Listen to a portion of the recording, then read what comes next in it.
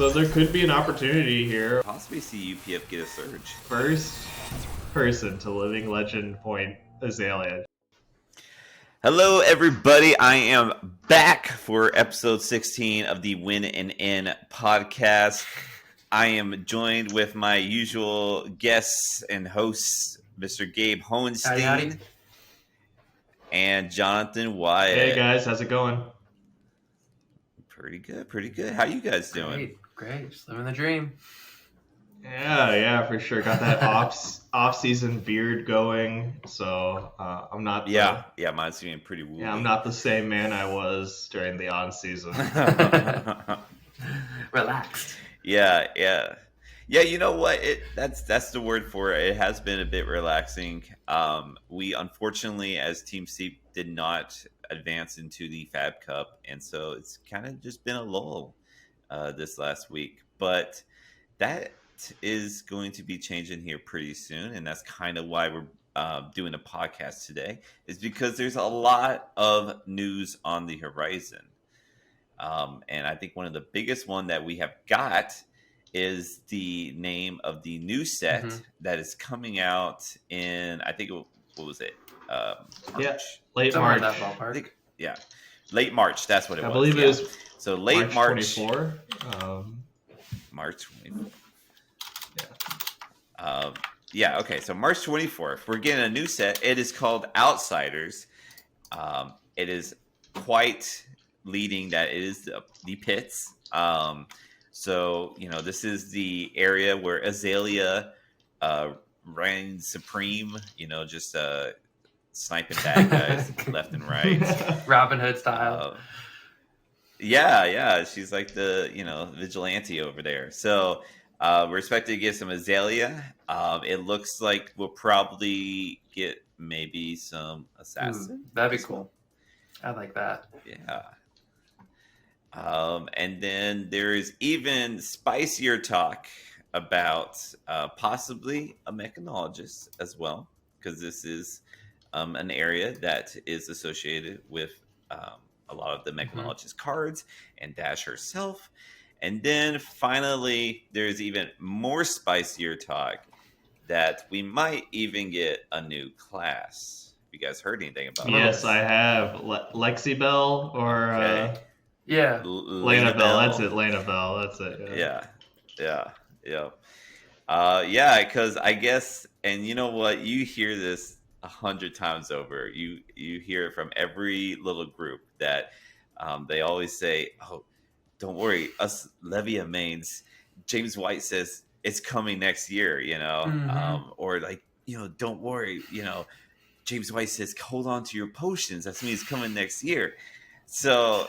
Who knows? We'll see what happens. But if this potion thing is real, then Lena Bell would fit quite perfectly in. Yeah, for sure. I am kind of curious because I need to look back at the article that said this, because I know that recently there was an article released that James White said that they only wanted to focus on existing classes and talents. So I am curious if Lena Bell is going to be released in the expansion set that's following Outsiders. But that's just my speculation hat on there. So kind of interested on the whole Outsiders theme in general. I just looking at the art, it's not really my flavor. Okay. You're not digging the flamethrower? I don't like how crazy it is, but that's just me. Some people kind of like that thing, and I think it definitely offers. The pits will offer that kind of style for people that are looking for it. So I think that's great. It's like a chaos and ingenuity type stuff. Yeah, I think kind of like towards Borderlands or like the Psychos. Yeah, I think that's a good analogy. If you're coming from Magic, it reminds me quite a bit of Rakdos. Yeah, no, for sure. Yeah, for sure. So I definitely think it has like an interesting theme going on here. Now, out of curiosity, did you guys look at this artwork? What did you guys think? Did you guys think it's like a hero? Do you think it's like a class, or do you think it's like a generic thing? Like, Yeah, my thought of it was like this card's going to be the exude confidence of Outsiders. Oh, okay. So yeah, I don't necessarily think it's going to be someone as a hero or, as a class itself, but just one of those cards that just the art stands out so much, and it's a generic, so a lot of people use it. That makes sense. Yeah, I'm thinking it will be a generic art card that will, likely majestic, like you're saying, Eric. So I know some people were saying it's like a fire hero. I mean, that'd be cool. Give a little bit, even a new element. Yeah, Essence of Fire. I was thinking when I first saw it that was going to be like the new warrior class, like a different, like a berserker warrior. Yeah, like kind of like the Warriors, like the movie kind of thing, but it's like more of that psycho kind of look to it. So that's what I was kind of thinking initially, but you know what, Flesh and Blood is. I love the namings of their cards, and if they make a card that says "Come out and play" and it shows like 3 bottles from like the old Warriors movie, that'd be fun. Like, come out and play. Yeah, I could totally see that as a if that's card. like I could not only see that as the name with like that's all you got, this round's on me, that kind of thing, like come out to play, and then that artwork, like just like someone sick. With like a brain shooting like flames out of it, like I don't know, like so like while the artwork may not be like my style, I'm not like going crazy over this. This isn't Leave No Witnesses here for me, right? You don't like the fishnets? She's all on fishnets, man. That's all we needed. I mean, yeah, maybe like drunk 2 weeks ago I'd be into that, but like yeah, that's fair. LSS does enough to excite you just outside of like the major artwork. They also have a bunch of Easter eggs in any set, so really excited that this set is coming. I think it's been long due. I agree. And like just like classic Jonathan style, gotta throw in one little complaint in there. one little one there. Kind of disappointed that it's releasing at the end of Q1 here, right? Oh, you know what? That's funny. I was actually just talking about that last night. Because there's going to be a calling pretty soon after, or before, I should say. And it was just like in the Indianapolis calling. It was like, oh man, that would have been kind of cool to have that be the first calling, like the first calling of the year in the States, to also be the first calling to have the new set. Yeah, so like just gotta wait a little bit to get that first set of the year. But I mean, do you think it's like they want to see how the Dynasty went off, since we haven't had necessarily calling since Dynasty came out? Yeah, I think that could have played a little bit into it, the delay that happened there with Dynasty before Worlds, because I think it was delayed about a month, if I recall. So I think that could have played a little bit into it as well. But I think given that this news happened and that LSS even kind of predicted this, James White put out a huge article about just play in general, organized play in general, and how it's going to turn out for this next year. So yeah, a lot of new changes on that. All right, we can get into that, but I first want to give something I'm very excited about to kind of negate your complaint here. So we are getting so the Outsiders are going to be a draft format, or it's going to be a draft set, and from what I've seen, we're getting 4 heroes, and so we're going back to the 4 hero draft, which is pretty exciting. Yeah, I'm sorry for glossing over that. Yeah, it's a very cool thing. It hasn't been since Monarch, since we've had 4 heroes. So it's very curious. That's why there's room. If there's going to be a new class, who knows?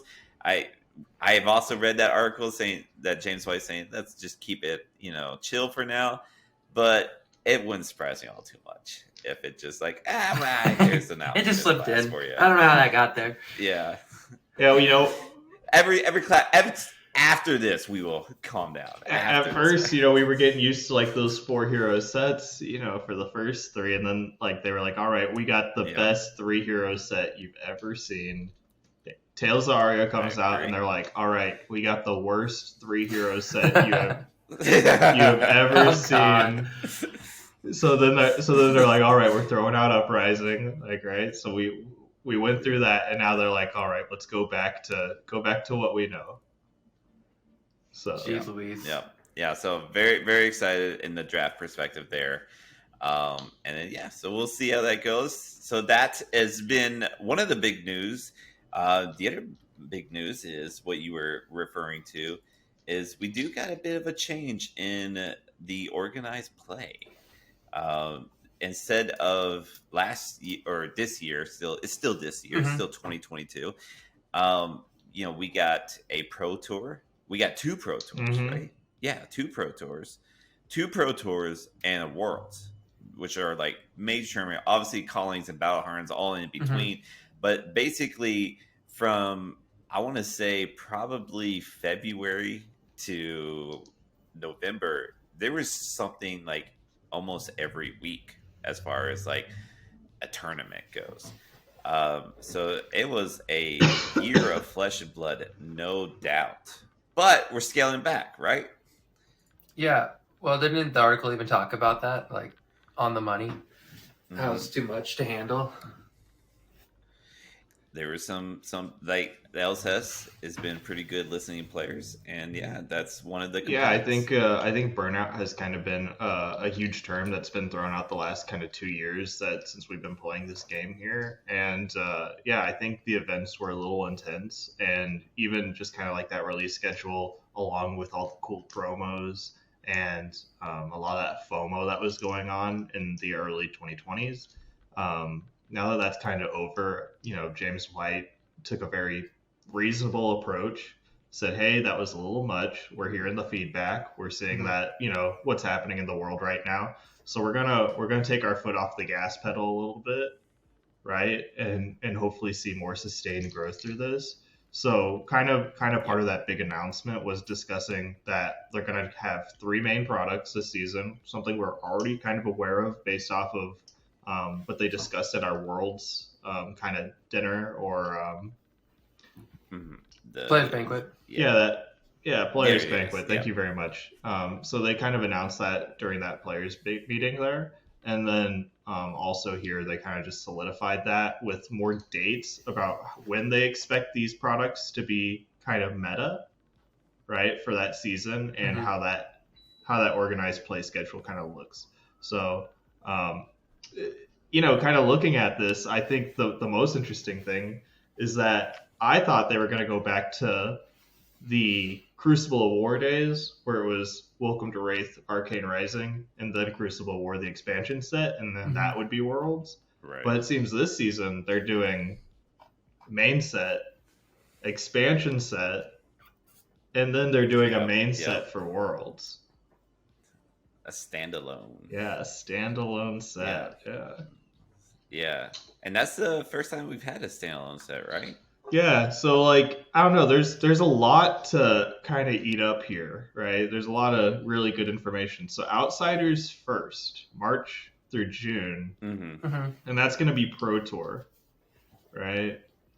So with other seasonal programs involved there, we got Road to Nationals and Skirmish Season 6. So quite a few events for probably the first one. Kind of interesting to see that. Pro Tour is in the U.S. They haven't announced the spot yet. Everyone's kind of still waiting for it. It's true. It's we know it's going to be U.S., but we just don't know where.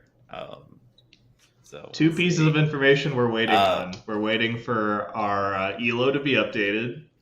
Oh my gosh! Yes. Holy moly! Also, we're waiting for Pro Tour USA to be announced. But back to what you were saying, Eric.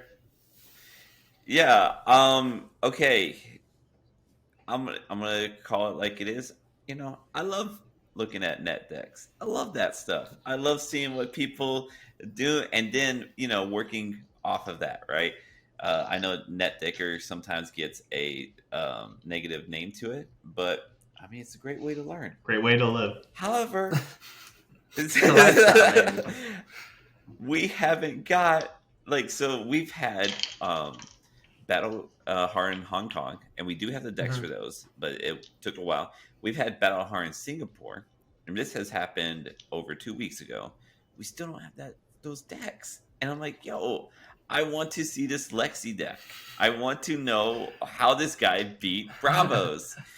And yeah, so yeah, well, I'm waiting. I'm with you. It is kind of interesting because like it's like the fab conversation, the fab rumor mill, it moves pretty quickly, but sometimes like these rumors move through the wind so quickly that like you don't know, like, is it confirmed yet, is it not confirmed, right? Yeah. So kind of interesting that we hear this, but yeah, I imagine that that Lexi deck is more of an ice Lexi version based off of what I've been seeing lately. But yeah, that's just a guess. So I have scoured the internet. I have typed in this guy's name and Lexi in so many ways, and I went to all the little the deck sites. I found on FabDB, and here again, this could just be some guy saying, "Hey, I'm the guy. Here's my deck list." But I bought into it. Sure, why not? I need it. I need something. And the Lexi list looks a bit lightning and ice. Even running Heaven's Claws. So interesting. It's pretty spicy. I still don't know how he beat Bravo. It was only a 50-person battle hard. Maybe that has something to do with it. So it doesn't count. Yeah, I don't.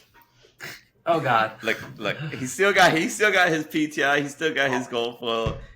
It definitely counts for him. All of our Singapore viewers just went out the window. Sorry, guys. It's over. Yeah. Nah. I know. If anything, he probably would have just sent me if I just asked him, and now I'm not going to get it. You know what? I have seen though. I do actually want to discuss this because, like I said, I've been looking for this deck list. I've been updating every day. You know what I've noticed with Flesh and Blood or with LSS right now? UPF is really being pushed right now. Have you guys got that or got that at all? Outside of the recent expansion set? They've had an article for UPF on like how to play it and whatnot. They are putting up deck lists for UPF. Mm-hmm. They have done that twice now. It seems like UPF is really being pushed. I'm living under a rock. Yeah, like if you go to the deck list at LSS, the first 3 ones are UPF decks: Briar Combo, Prism Phantasm Fusion, which is a cool name. I like that name. And Genius Bric-a-Brac. Hey, that's what I like, my man. Yeah, I've seen a lot of what is it called, personalities talk about UPF a lot lately. Yeah. Have you guys played it? I know Blake was trying to get onto it at one point. I have no idea how it works, I'll be honest. I know it's just going around in a circle and get hit from one angle, but yeah, I've done some theory crafting on like what I would play for UPF, and it'd probably be something along the lines of Bravo. That'd be good. Okay. Just because I feel like heal is like pretty important. In a format like that, but outside of that, no, I didn't end up getting the opportunity to play with Blake. Part of the reason that also spoiled me was that they basically said that like Yorick isn't a UPF hero. Right, I was so sad. True. That was the best UPF and since hero. I can't get Taylor, like I can't be special in UPF. Oh yeah, so, yeah. If I can't. If I can't show everyone at the table how much money I have, then why would you play? Yeah, what's the point? Flexing it. You know what? What I think would actually put UPF over the edge and actually get more and more people playing, because honestly, right now I don't play it and I don't know anyone that does locally. But if Talishar, that could be good, started doing UPF. Then like the online client Talishar, obviously, then we could possibly see UPF get a surge if it's made available. Because I think that's the problem, is that UPF players, it doesn't necessarily happen because not everyone's sold on UPF yet. But if you get a client that allows everyone to come together for it, yeah, I think that's a really excellent point because like I even think that Talishar when it first came on, even though for me there was like a bit of reluctance to use it, but like during this off season, something has kind of changed for me where I'm using it a lot more because it does feel like it's gained enough traction from people that play this game semi-professionally or at that high level that I've actually pushed myself towards using it more. So I think that if UPF is on that's going to be a really good option to have. Yeah, talking about Talishar, Talishar has made a few things to try to make it a more competitive client. I don't think it's there yet. Personally, I do think it is, like you said, semi-competitive. But, you know, maybe in the future, maybe it will even get more competitive, and then you can actually start getting some good fucking grinding in on that. Yeah, for sure. I definitely saw more of the benefits after playing in the competitive team league this last offseason. So playing with more international players, I think that there's a lot of opportunity to access, get that accessibility just through a web-based program rather than like through TTS, which is, it relies a lot on your hardware being to a specific spec, right? While a web-based program can be a little bit more lenient on your equipment. So, dude, I was playing Talishar on my grandpa's computer whenever I was at his place. Oh, good old grandpa. And that thing is old as hell. So it can support at least those old ones. I can play it on my iPad. Little did James White know that he's appealing to the geriatric community. They can play Flesh and Blood on their computers. Yeah, it's a very inclusive. Oh, the boomers. You haven't seen your grandparents since COVID? Time to reconnect. Yeah. Oh, God. Play some UPF. Yeah. Yes, turn this Christmas into family time. No politics here. That's good. That's a good selling pitch right there. I like that. Yeah, the politics get settled out on the game. You save it for the game. Exactly. So, okay. Another talking point I want to get into. I couldn't find a good transition for this one, so this is what I got. That's what happens when you take a week off. We're going wild on these transitions. Yeah, I'm scared. I'm terrified.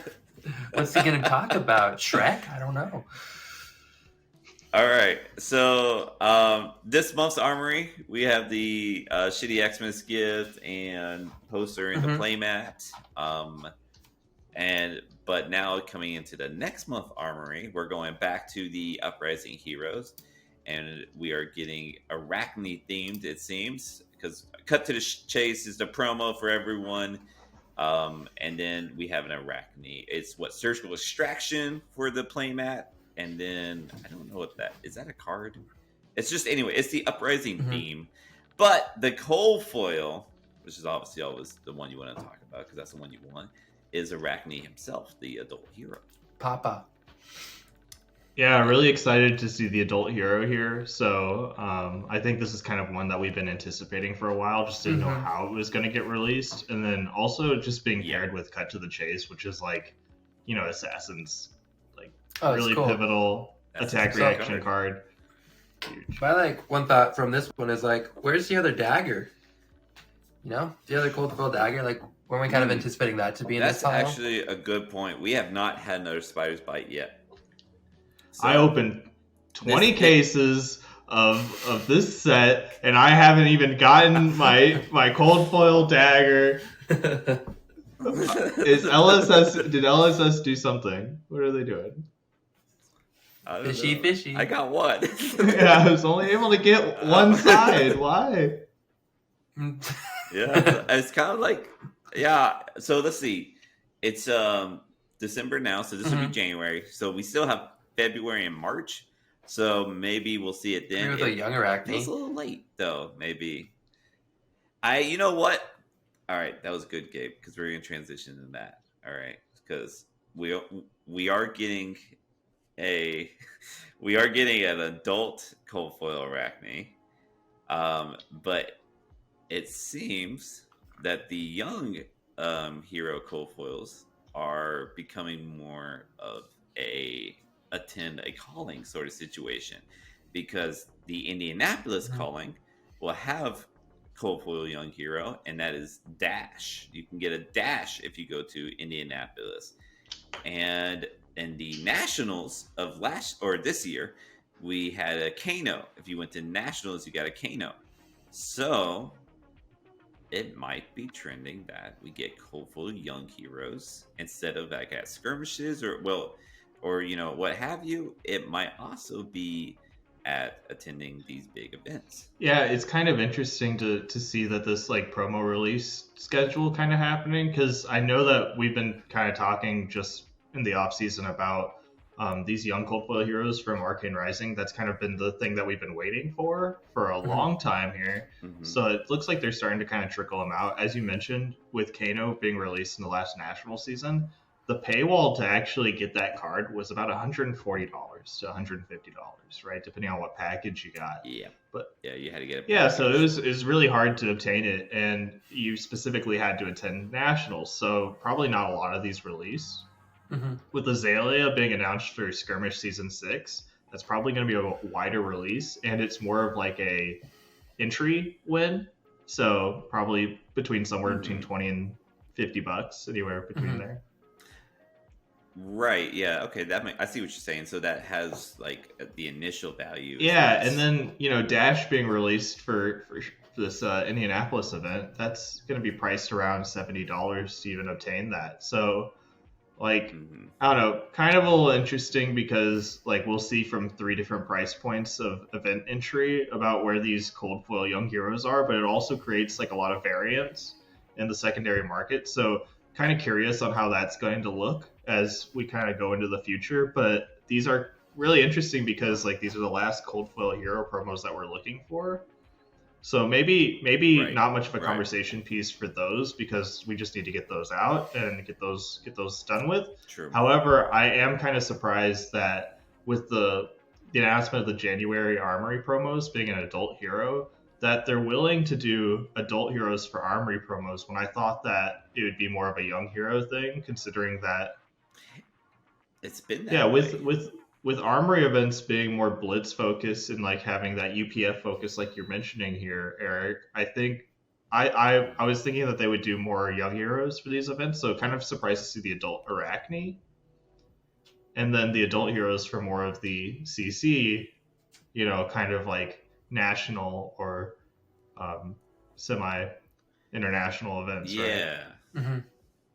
Yeah, no, that is interesting. That's a good point. Yeah, the younger heroes tend to be more casual player friendly, as in like Blitz and UPF and Commoner are all younger heroes based formats.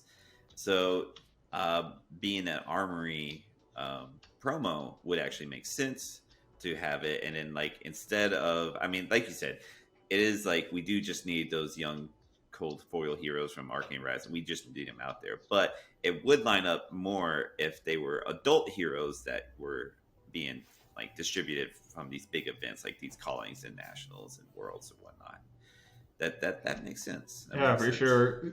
Pretty excited that we've been waiting for a while for these heroes to get released. So really excited to see the Dash come out here, because that's one of the young heroes that I actually enjoyed playing early on in the game. So really looking forward to that. Also, just kind of really interested to see how they release young Viserai, since that is kind of that's a hero that's already obtained Living Legend. So it's like it's already kind of like not played anymore, right? Mm-hmm. So it's like how they release this one is going to be like extra interesting, because do they put it behind like another even bigger paywall event because it's already Living Legend? They want it to be a rare card, rarer than the Kano, rarer than the Dash, rarer than the Azalea, because it is that Living Legend status, not going to get played as much anyway. So the people that really want it are going to be those diehard fans.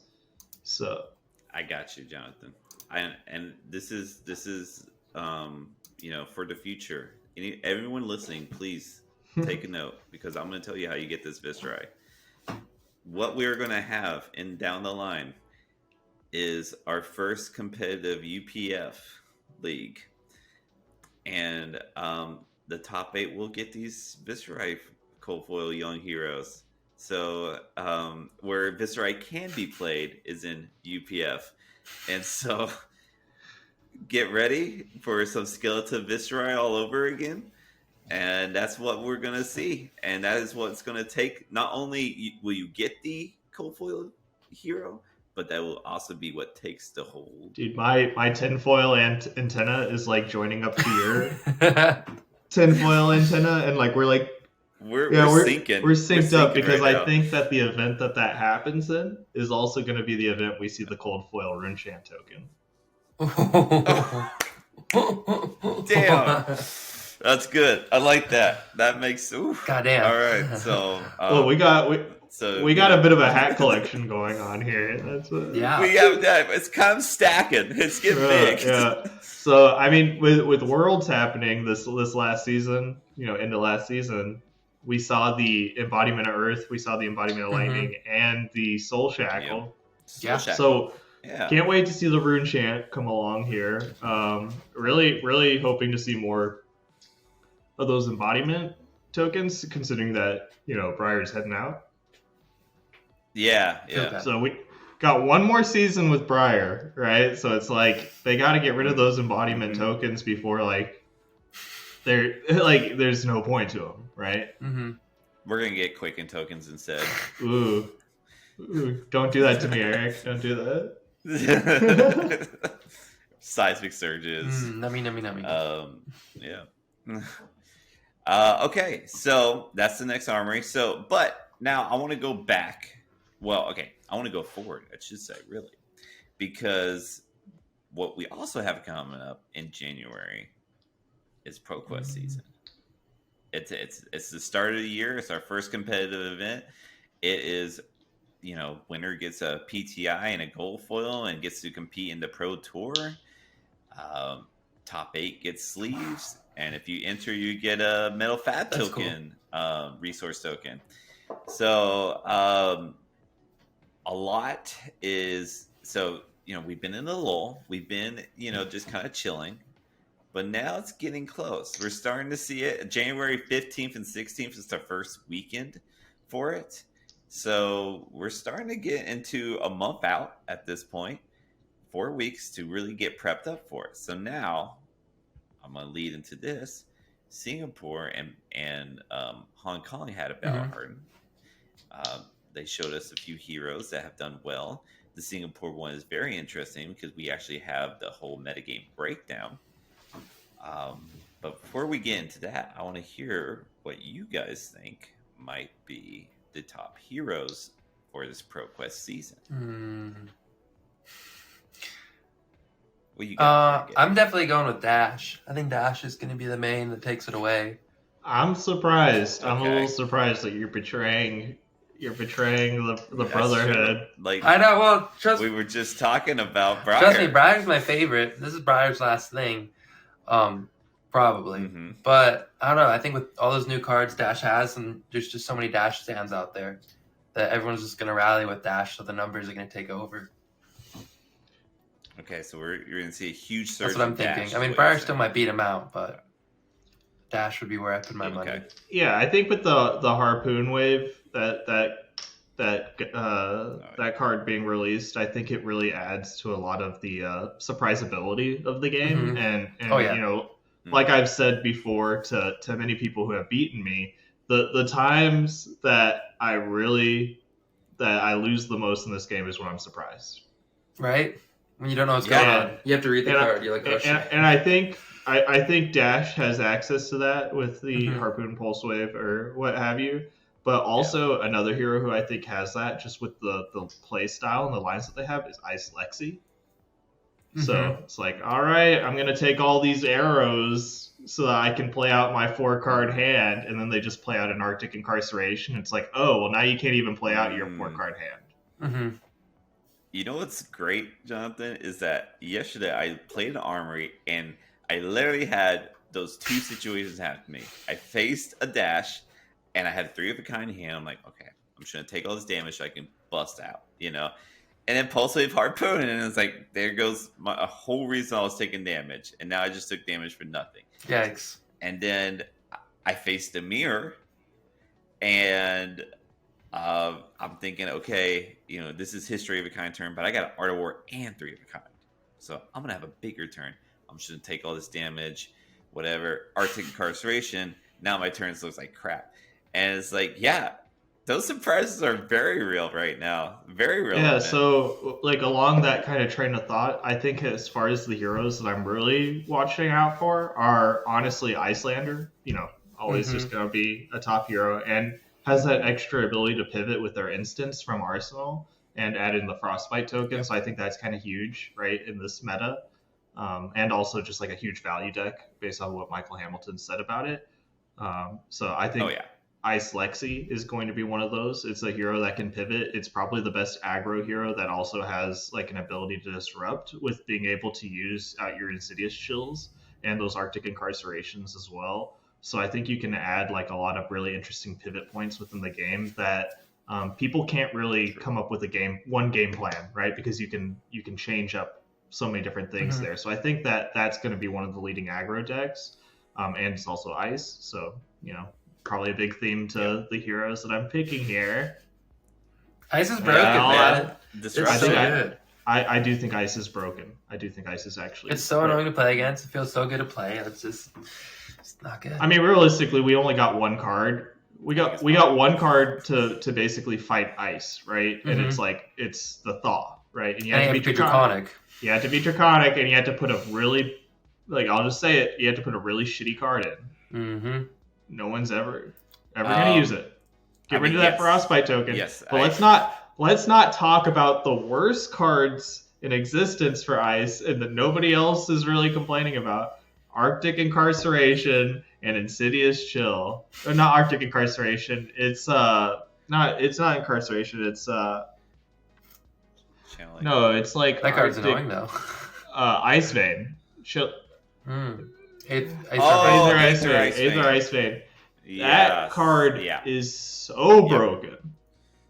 Like, I mean, it did get Insidious Chill already has that ability, and it's really difficult to get off. And like even Lexi having access to it is really annoying. But like Aether Ice Vein is the most pivotal card for Ice.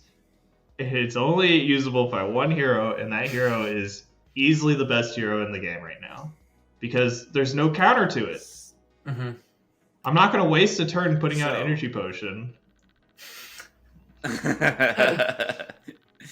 Do you think, in that case, that Icelanders is still going to be relevant? 100%. Okay. Yeah. Okay. I wonder. I agree. I think you go the 3 ice heroes, and then you have Briar there as your 4th. Okay. And like honestly, I think I actually moves down to A tier. Okay. All right. That's that's a hot take. It seems pretty reasonable. Like I get behind that way more than what I said. Right. Well, I do think Dash is going to have a surge. I do think that for sure. I do wonder how real this Lexi is. If this is something we're still talking about in 2 weeks or not. Like I said, this Battle Harden did only have 50 people. That still give it to the Lexi player. It's still very good. Going 9-0 in that tournament is incredible. But I do wonder if a larger sample size, does Lexi still maintain her status? We'll see going forward. I played with it last night. I found a list that I believe is the first place list. Played last night, and I was surprised on how well it did. It was me and another Ice Lexi in the mirror for for first place. So we did quite well. We beat a number of different decks too. So it might be something here. Yeah, to stay. So I mean, just from my experience playing against this Ice Lexi list, and just playing in general, I will say that being an aggro player into Ice Lexi, it's like probably the most punishing experience I've ever been a part of. And I'm talking like just kind of your standard aggro, your zero, you're figured out, the Isaac's Phi list, or not Phi list, Briar list, right? Isaac Yali's Briar list, right? That zero cost Briar. And then also just that zero cost Phi going into that, it is super punishing to play against, right? Even if you have the blues. And like, in all honesty, like if aggro feels that bad into Lexi, into Oldhim even, and even into Icelander, like I'm starting to think that the best aggro deck is the deck that can not only be aggressive, but use ice as well. So. Yeah. Which that it's kind of the kind of mid-range almost. Like it's not mid-range, but it's like a tempo based. I don't think there's actually mid-range in this game. I think there's like a tempo base versus like aggro and then control and combo. Yeah. I think that's real. Okay, so now there is a few heroes that we have not talked about that when we look at the Singapore meta were the most represented and both made appearances in the top 8. You have any guesses? Reiner? Reiner is one of them. Okay. This one's on you, Jonathan. Why? I already guessed one of them. Is it Dash? I mean, we've already talked about Dash. We talked right? about Dash. It's not. Yeah, we haven't mentioned this hero's name at all. Not even once. Okay, we made it like early on, but not when we're talking about the meta. Early on. Oh no. Pop quiz. Yeah, it really is. I don't know. You got me. I'm not an ideas man here. Well, it's a Guardian, but it's not Oldham. It's Bravo. Oh, are you talking about the Smashing Good Time dominate Bravo into Dash being like? I mean, yeah. So it's kind of interesting, and I do think it's because of Dash that Bravo is making more of an appearance than Oldham, because Bravo has a little bit of an easier time into that matchup, and then you kind of got to think about, okay, well, where did Oldham have it better than Bravo? Which was, I think Oldham had it better in Icelander and the Fi. But Bravo doesn't have a bad matchup in the Fi. If he gets the right cards, he can deal with Fi. Briar could be an issue, and Bravo can block out Lexi. But Icelander, I think, is a tougher matchup for Bravo. But then it makes me wonder, are we seeing a possible decrease in Icelander because maybe people are starting to figure out how to play against Icelander? I think that's a good point. I also think just Icelander's a hard deck to learn, so it probably scares people to learn that one. It also, that might be a case is that, we're looking at we're thinking about a meta, but really when it comes down to this Pro Tour or this ProQuest season, it's really whatever your meta is, your local meta, right? So, how well does your Icelander players play the game?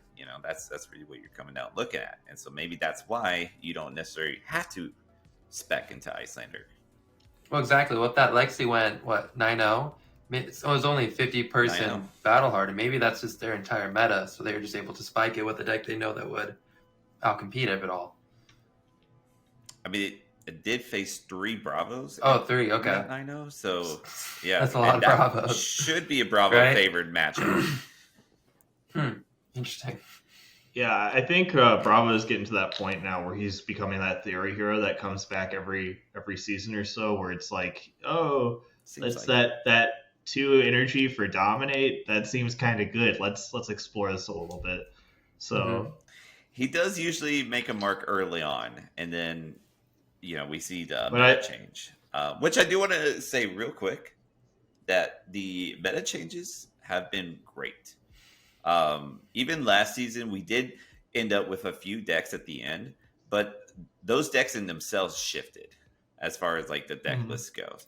So I think we're getting great metas and great decks out of this, especially with the new dynasties. Yeah, I think there's been a good amount of variety here, and I think like some of that conversation on the variety kind of pushes forward here with ProQuest season coming up, because I think what we're talking about here is also an opportunity to get some living legend points on the board for maybe a hero that has 0 right now, right? Just that big goose egg, right? Yes. So what do they need for Christmas?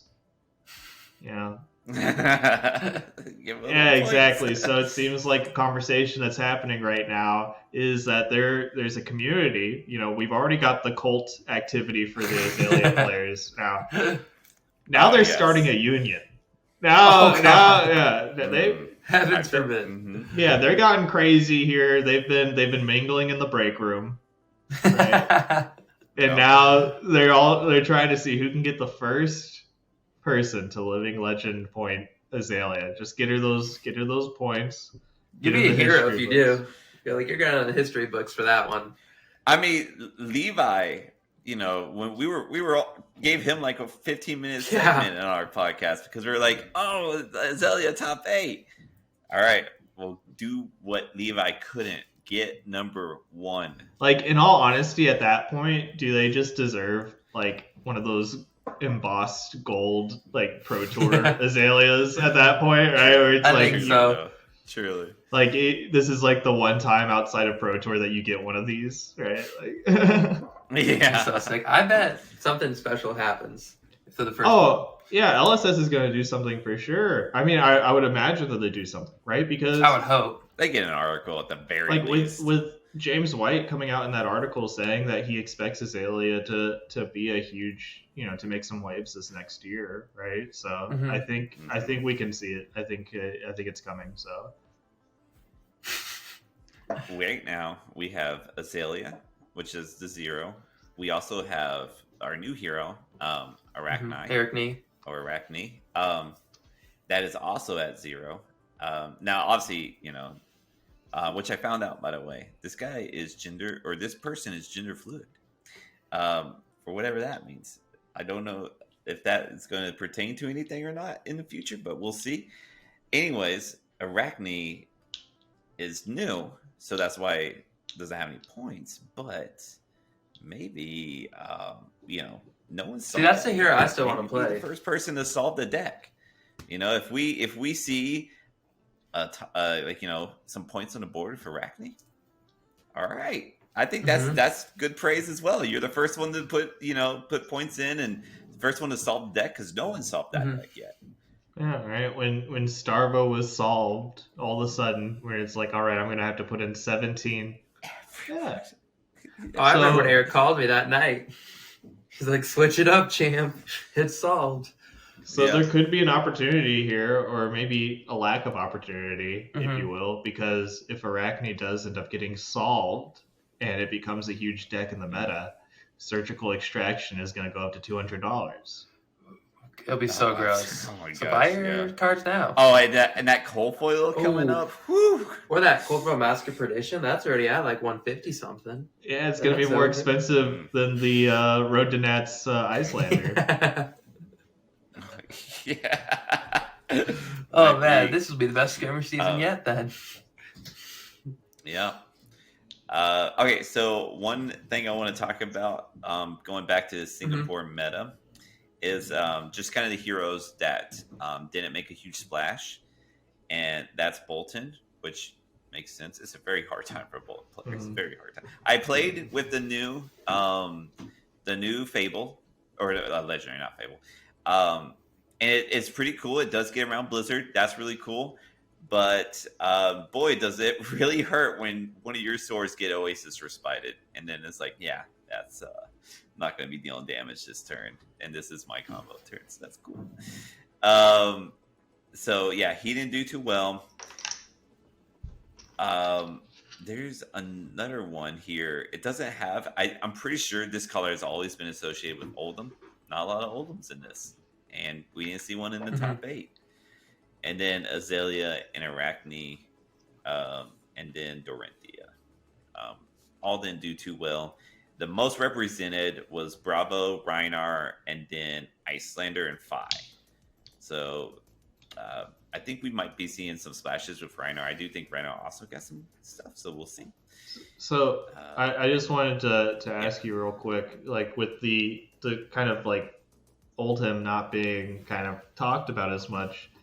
You know, Oldhim was prevalent this last meta recently because of the Phis and the Briars, right? Kind of trying to put them down with those on hits. Do you think that we're going to see Oldhim as prevalent? I think the introduction of Dash makes Oldhim a little less well positioned. Now Oldhim has to put in stuff like Smashing Good Times and has to kind of get ready for that matchup, as well as still having to deal with Icelander and Phi, because those are still heroes in this meta. So I think it puts a little bit more stress and strain on Oldham. So I do think we will see a bit of a dip for Oldham. Yeah, so like with that kind of being said, like I've talked to a Lexi player before who's an avid Lexi main, and he said the reason why he didn't play Lexi at Worlds was because Oldham kills Lexi. That is traditionally very true. So, yeah. It's kind of rock paper scissors right now. It really is. Like I wish I could say, hey guys, hey listeners, pick this hero. This hero is going to do it for you. But truly, there's bad matchups for each hero, all within the top of the meta. Yeah, I would just say like just going in blind. I think Icelander is going to be the best because I think it just has one of those things where it's like difficult even into its bad matchups. Where it's like it puts in enough hurt and enough craziness in there where it's like I think it is just always going to be a dark horse in a way, right? So yeah, I think decks that have the ability to shift their game plan within the game itself always in a great position. Icelander has that ability. I think Oldham has that ability. And then when you're looking at decks that when you sit across, you don't know who you're facing up against. That's like a Lexi or a Dash, which, I think that's a huge advantage as well. So I think all those heroes are very well positioned. You know what you're going to get with Fi. You know what you're going to get with Briar. I know there's new Briar decks out there, but they still run all the same way. But the decks that can kind of get you, I think, are the decks that can really you're going to see the most success with. So with that being said, and like with kind of like the decks that we're talking about and kind of like the features that they have available to them right now, do you think that this is kind of setting up to be how do you feel as far as like a competitive format going into ProQuest? Like just initial thoughts here. How do you feel about what these deck lists look like, and like what do you think this means for the future of competitive Flesh and Blood? I really like how innovative the decks are getting. I think what we're going to see as far as the competitive wise is that we are going to see the usual suspects as like the top meta, but I think what Dynasty really allowed for is you are going to get more wild cards this season. You're going to see decks like Rhinar. Rhinar had a PTI. There's a PTI event in the Singapore. Rhinar won that one. Lexi, another one. These are maybe B or A tier type decks, or well, I'd say probably B tier type decks, even C tier that have won. So I think it hasn't done too much to the A tier decks, but it really has allowed for those B and C tier decks to be able to get a few wins and to get a first place here and there. So I think the overall the overall field got a lot wider.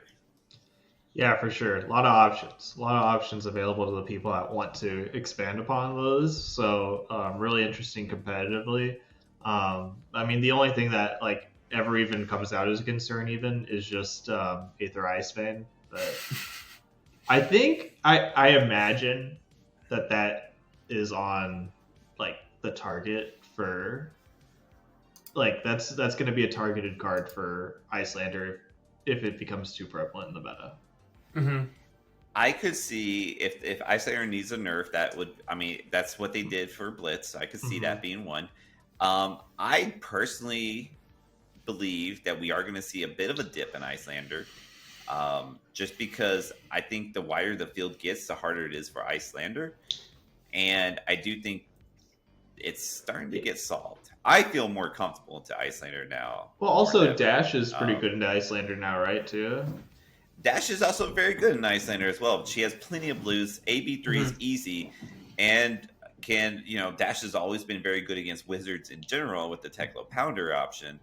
And I think this is something that might put a halt in Icelander's success. Man, every time I think I've got the meta solved, we just keep going in that rock paper scissors circle. It truly is just a little sick of thing here. It's like by the end of these conversations, we end up having that diagram from have you seen It's Always Sunny in Philadelphia, where he's he's like got like the crazy meme going on with like the cigarette and like all like the wire, the red wire on. Oh yeah, right. Yep. That's truly it is trying to solve this meta.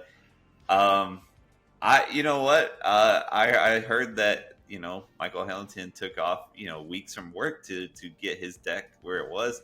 So Really? maybe that was him. Maybe that was him just doing the red strings around, Weeks trying from to work. figure it Wow. out. And My man. yeah, maybe that's just what you gotta do. You gotta get insane with it. Yeah, gotta drink write that down.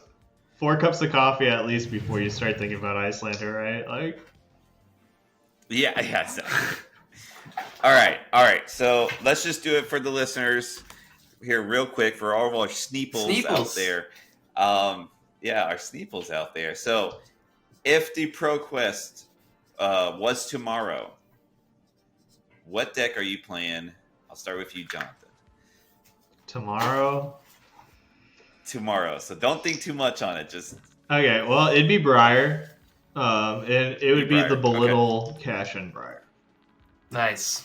Little Cash and Briar, yeah. But Briar is starting to become a little bit royal. Yeah, I've been really enjoying kind of experimenting with the royal class. Now, given that like kind of into like your more meta decks, you probably don't want to play it against ice because you can be targeted when you want to cash in. So I think that's probably a cause of concern there, but just really having a good time with that. I will say that if I am running the cash in Briar, I would lean more towards the Belittle to be able to pay for those extra resources if I get the cash in after already spending my gold token. I do not like running 3 cash ins in a 0 cost Briar. That's fair, yeah, because it's a little hard to. Yeah, and it's like, yeah, you can always use the Tunic, but if you're gonna go that option, like I feel like you only run 2 in the Chrono Dichotomy to make up those 3 cards. But like I don't think you dedicate 4 cards to just that. So just putting that out there. I think that 0 cost Briar is actually solved. Okay, so yeah, I think it's been. Yeah, you know what deck to run if you're running that Briar. So I think you have 2 choices here. I think you go either the Belittle cash in Briar, or I think you go standard Briar if you're going to do that. But that's just my opinions. Okay. I'm going cash in Briar. Sorry. Nice. All right. Cash in Briar. All right, Gabe. So, it is tomorrow. What do you play? Okay, so that's the bad thing. So there's like the logical part of me and like the side that I already knew I decided upon. I won't be able to play in ProQuest season, sadly, but I was going to show up with Arachne, just because the meta where I am located at isn't necessarily as competitive. Like, it's still competitive, don't get me wrong, but I think last season I played a Captain when we were in CC. So you're trying to put. I think Arachne would probably. It might not be the best deck into that field, but I think it would still have a shot. And I think if I got enough reps in with it, well, if you're facing Jonathan, you might just reach inside his ass. I feel good. So I want to play Arachne. I'm super interested. I think if I had lived in an area that had like super uber competitive areas, it would probably be the Pummel, Frostfang Oldham. That's look, if I'm playing that Royal Briar and you're coming at me with a Regicide, I'm gonna look at that card and be like, "There's text on it. I don't need to read it. I'm just gonna take the damage. I'm gonna hold on to my hand, right? And then, I'm gonna hold on to my channels. Yeah, I got a big turn. Here comes the big one, boys. Let's go." Oh man, I like it. I like that. You know what? That's a narrative. Get the first points on the board, and also probably be the first person on a competitive setting to get registered. It'd be cool. It'd be so cool. I mean, like, it's still competitive over there, but I don't know. It's smaller crowd, more fun. Definitely more of like a homey vibe than definitely toxic, like high stress competitive. Yeah, I am kind of curious. Like, really, really happy to hear you put up the Arachne. Kind of curious to seeing how prevalent that's going to be, because like, we saw with Warrior coming out that was going to be more of the attack reaction hero. So with Arachne also coming out, like having access to those attack reactions, it's kind of cool to see. So good. Yeah. I mean, no one necessarily knows no one knows what Arachne deck you're going to be facing when it's across from you. Yeah, and you get the element of surprise. Yeah, so I And they think might it's not real. have play I think there is. tested against it, so they might not know how to play against it. If you solved it and no one else has seen it yet, I mean, that's how Michael Hamilton did it, right? So it's Yeah, I really want to see an attack reaction deck become prevalent in the meta because, like, I really think that we haven't really had a lot of opportunity to explore that side of the game as much as I wanted to. The attack reaction and defense reaction, at that level. So, really, really hoping to see that. So I think that's a really good pick. And yeah, sorry that you can't play, but yeah, it is what it is. So it goes. So for my pick, I made a mistake. I asked my partner Cheyenne, and I say, "Hey, what do you want to play?" And she says Dash, and I was like, okay. Like, I guess I won't. So, I guess I'm not playing Dash because my pick was definitely Dash going into the season. Now I think I have to default to Oldham, but I'm definitely running Smashing Good Times because I definitely plan to see more Dash. If it was tomorrow, I could very well be changing to Icelander or even Briar or maybe even Lexi now. But if it's tomorrow, I'm playing Oldham with Smashing Good Times. yeah, It's a good time. I think that's about all that we kind of missed in the time between podcasts here. Is there anything else you guys wanted to talk about? No, I think we covered everything. Well, let me just go on record saying that I thought you guys both did a great job on the last podcast. We missed this. Gabe, you were so nervous. We missed the captain. I missed the captain. Yeah, we were lost without you. No, you steered the ship quite well. All right. Well, if that's all, then I'm going to end this out. Just want to thank the listeners. Thanks to all you Steeples out there. We are always growing. I say that every time, but sure enough, every time we grow. I mean, our last podcast had like almost 200 views or something. So it's like, that's awesome. That's great. Keep it going. I appreciate you guys. Thank you very much. And obviously, thank you very much to Mr. Gabe Homicide and Jonathan White. You guys are awesome, and I appreciate you every week. I look forward to these podcasts. Thanks for having us. Thank you. All right. Well, this has been episode 16. I hope we gave you guys more confusion than what we have for what the meta is. But until the next one, until prepping up for the ProQuest season, keep on fabbing. I'll catch you guys later.